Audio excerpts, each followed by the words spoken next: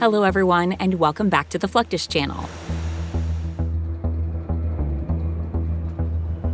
The United States Air Force is arguably the best equipped and the most high-tech in the world.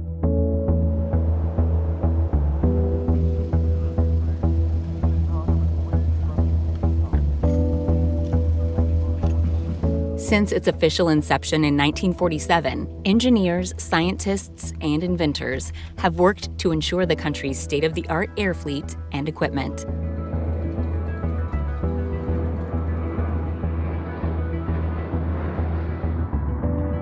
But high-flying advancements don't come without trial and error. Many may not know the number of aircraft projects that have failed or been canceled.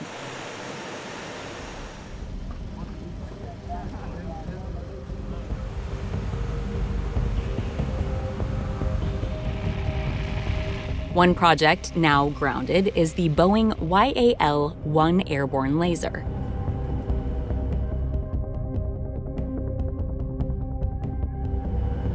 What is reported to be the world's most expensive aircraft was built from a commercial Boeing 747, acquired from Air India in 2001.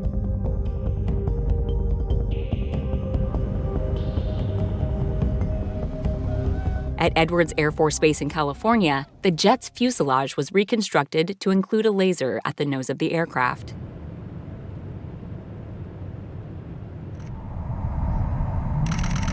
The laser's apparatus could open and shut and swivel like an eyeball to keep a sharp lookout for ballistic missiles while the plane cruised at high altitudes.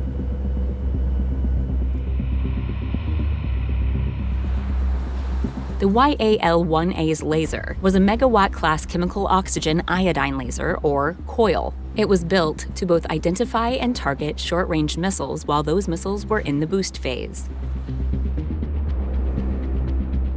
That's when the missile rapidly increases its speed and emits infrared heat, which the laser's sensors can easily detect.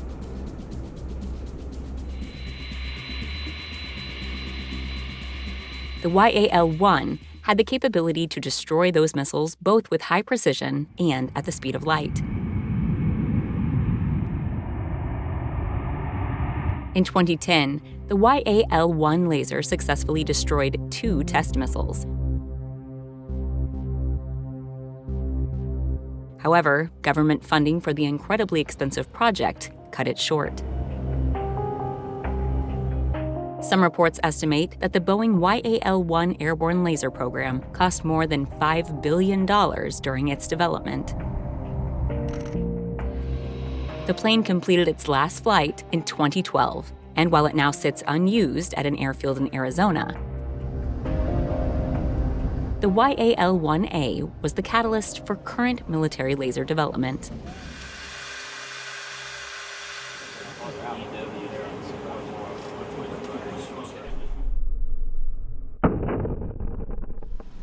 While not equipped with a laser, the North American XB-70 Valkyrie's superpower was its speed.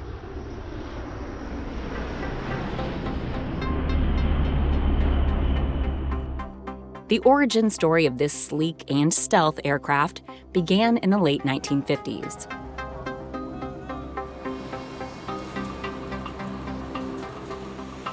Engineers hoped the plane could be equipped with nuclear weapons and fly at high altitudes.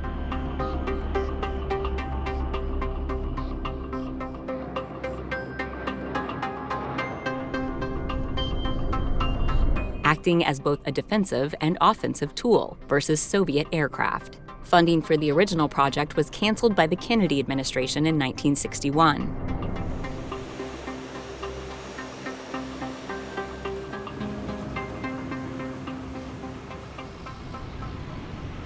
However, research and development of the XB-70 continued with the goal of better understanding how planes travel beyond the speed of sound.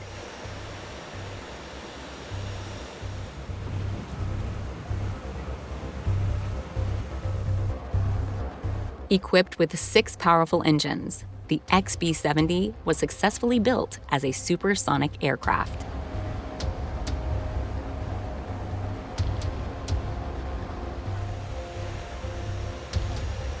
It used a special fuel, JP6, And the thrust of a J93, one of these engines on the XB-70, is equivalent to the thrust on a frontline advanced fighter flying today.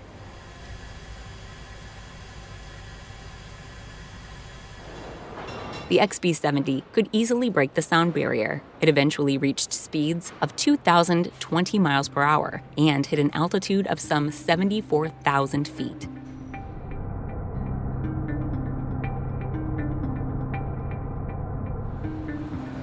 The plane was also designed to stay aloft for thousands of miles at a time.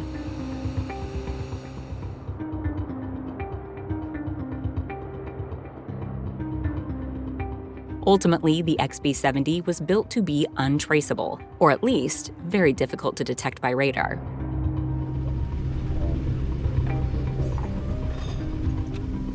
Only 2 XB-70s were built. One was destroyed in a mid-air collision in 1966 when it flew in close formation for a photo shoot and was clipped by a smaller plane.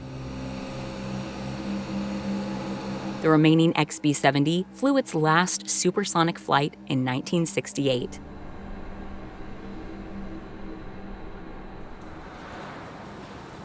The project's demise also had to do with sky-high costs. However, the information gathered during the design and operation of the aircraft was imperative to the later B-1 bomber program.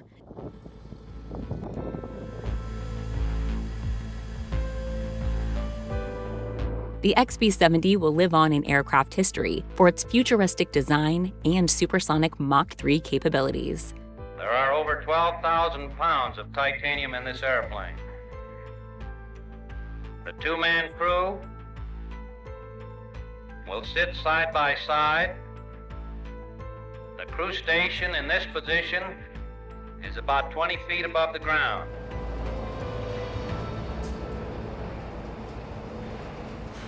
And the public can still view the last remaining plane at its current home in the Research and Development Gallery at the National Museum of the U.S. Air Force in Riverside, Ohio.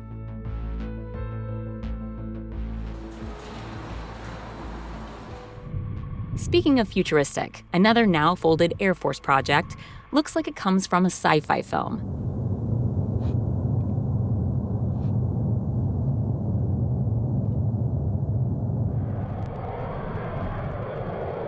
The X-51, also known as the X-51 Wave Rider, was an experimental aircraft created jointly by the Air Force, NASA, plus other government agencies and contractors.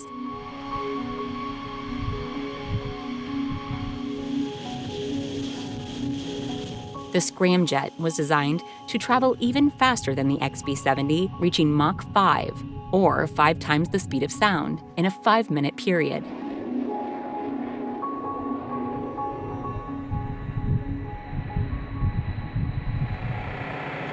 The X-51's journey began with an assist.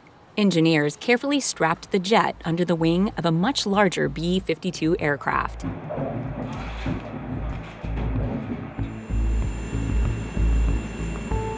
After reviewing the wiring and ensuring the shark-nosed cruiser was secure for takeoff,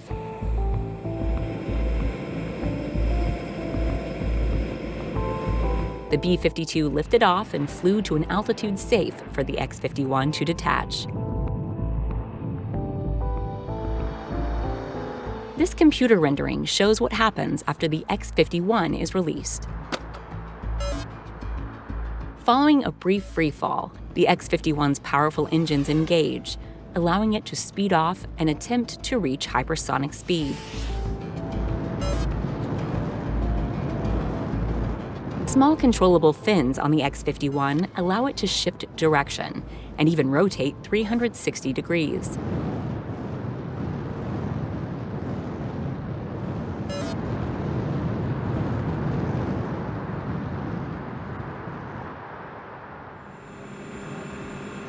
But not every one of the X-51 flights was successful.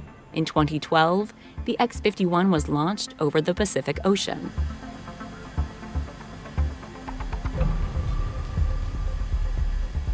Roughly 15 seconds into the flight, a fault was identified in one of the Wave Rider's control fins, causing the aircraft to plummet into the ocean.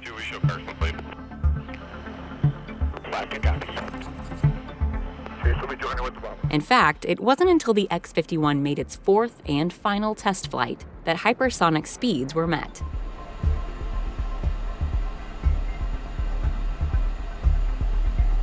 That short but important flight provides researchers with valuable information on how an aircraft can maintain such a high speed while avoiding excessive heat and pressure.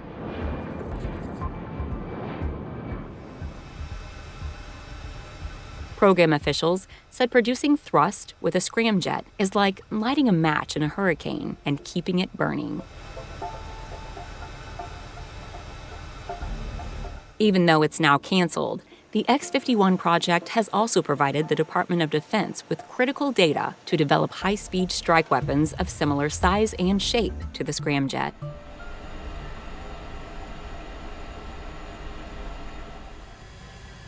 From a futuristic aircraft to a vintage one, the QF-4 Phantom looks more familiar, as it was heavily used during the Vietnam War in the 60s and 70s.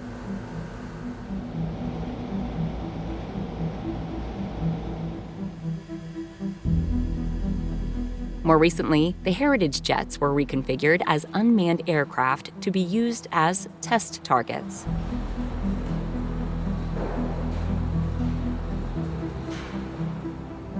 Rather than sitting out in the desert collecting dust, as is the fate of most retired aircraft, the QF-4 provided a vital service, the testing of anti-aircraft missile systems.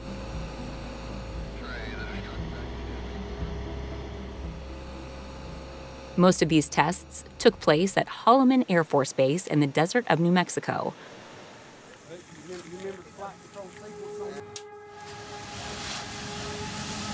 Or over the water near Tyndall Air Force Base in Florida.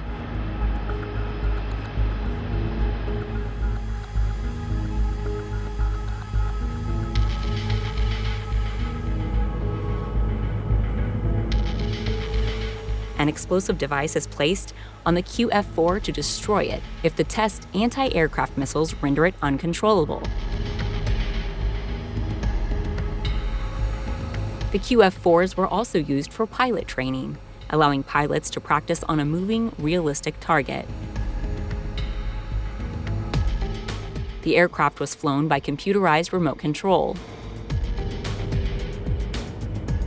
For safety, the QF-4s were often trailed by another plane. The QF-4 program was retired in 2016, with officials saying the jets had been a phenomenal workhorse for the U.S. for years.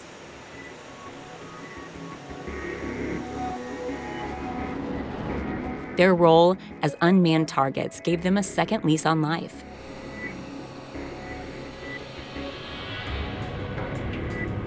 In place of the QF-4s, F-16s became the new unmanned target for the Department of Defense to use to test weapons and for pilots to train against.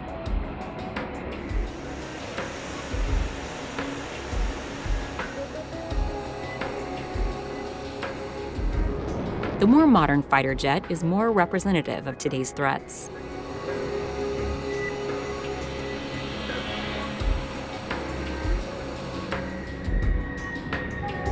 This unmanned QF-16 took off on an hour-long flight, doing maneuvers at supersonic speeds before returning to base.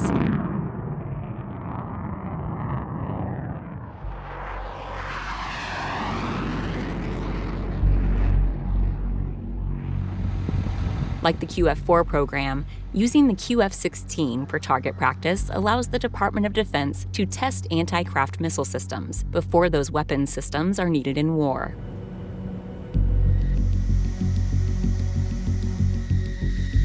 Additionally, the F-16s provide pilots with a more realistic understanding of what they could face in battle.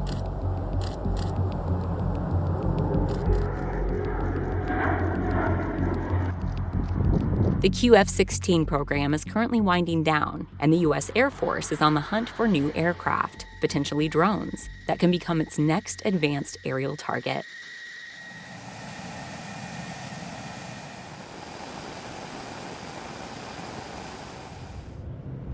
From planes built to shoot laser beams to hypersonic jets that can travel well beyond the speed of sound, the United States Air Force is always experimenting and pushing to improve its fleet.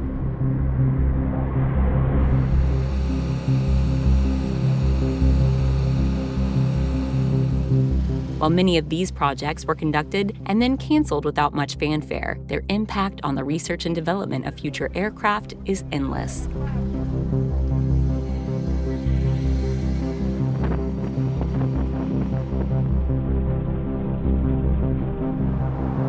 As we just saw, the sky's the limit when it comes to creating the aircraft of the future. That's the end of this video. I hope you enjoyed it. Make sure to subscribe to this channel so you don't miss any of our new content. See you next time.